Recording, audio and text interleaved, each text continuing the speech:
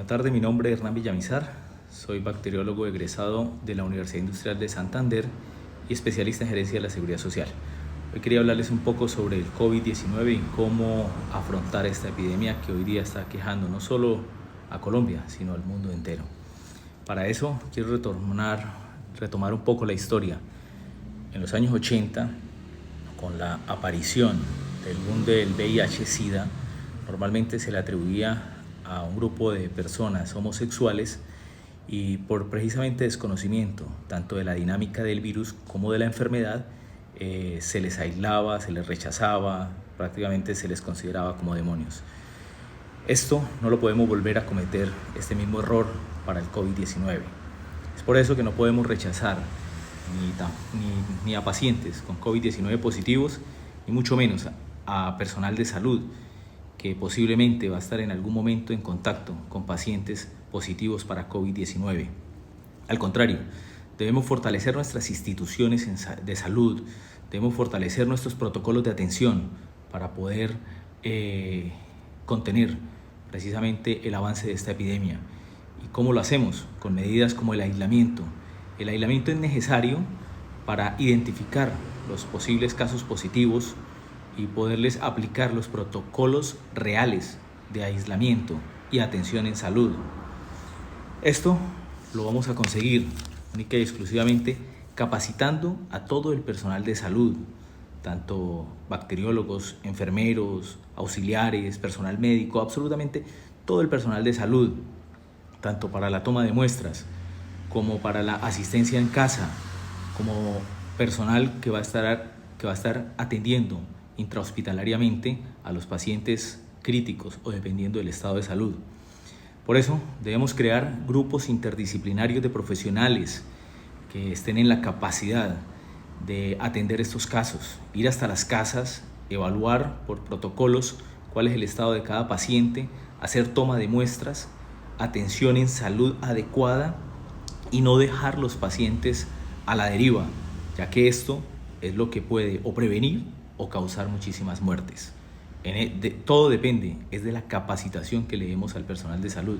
No debemos temerle al virus, debemos temerle al desconocimiento, tanto de protocolos de atención como de la dinámica tanto del virus como de la enfermedad.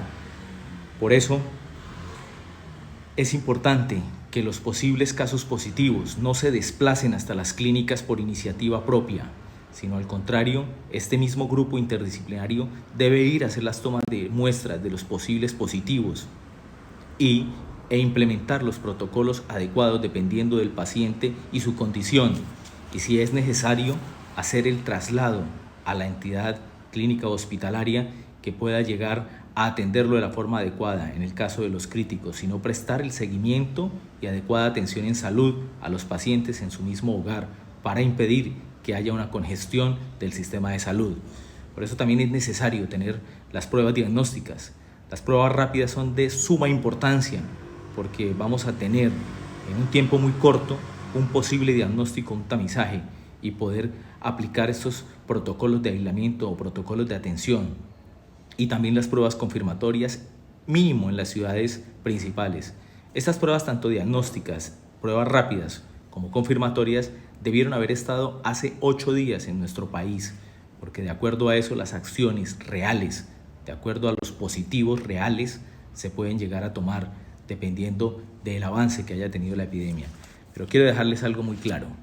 Este periodo de aislamiento de nada, absolutamente de nada va a servir si no robustecemos nuestro sistema de salud y no dejamos ese temor al COVID-19, sino al contrario, lo enfrentamos de la forma que debe ser, pero debemos crear esos protocolos y no se cuenta en este momento con el desplazamiento de los grupos interdisciplinarios para que hagan tanto la toma de muestra como la atención.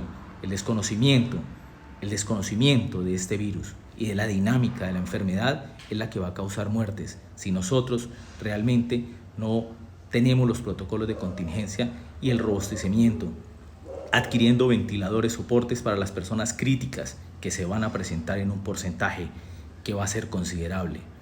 Entonces entendamos esto, si nosotros estamos preparados para el COVID, estas dinámicas que estamos experimentando de aislamiento tendrán que pasar. Tenemos que continuar con el aislamiento disminuyendo la intensidad de las medidas.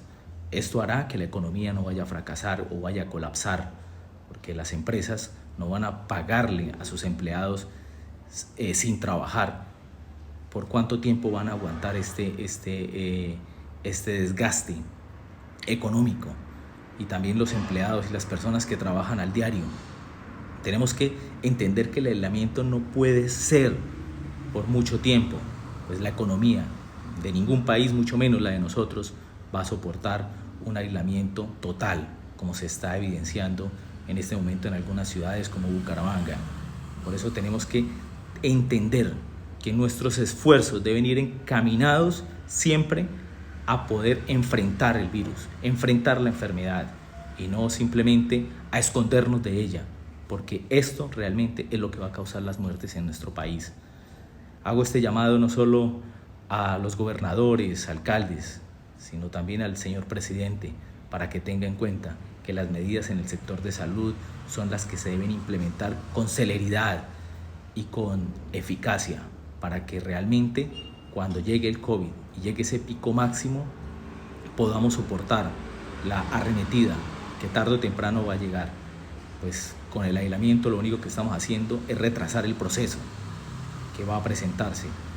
Y si nosotros, después de este aislamiento, optamos con medidas como no acercarnos tanto a las personas, usar el tapabocas, especialmente en aglomeraciones, multitudes de gente, y estas medidas las conservamos por lo menos hasta que no haya una vacuna efectiva, nosotros mismos, creando conciencia, podemos mitigar que esa curva no sea exponencial, sino que haya una tendencia lineal, y de esa forma el sistema de salud nunca va a colapsar.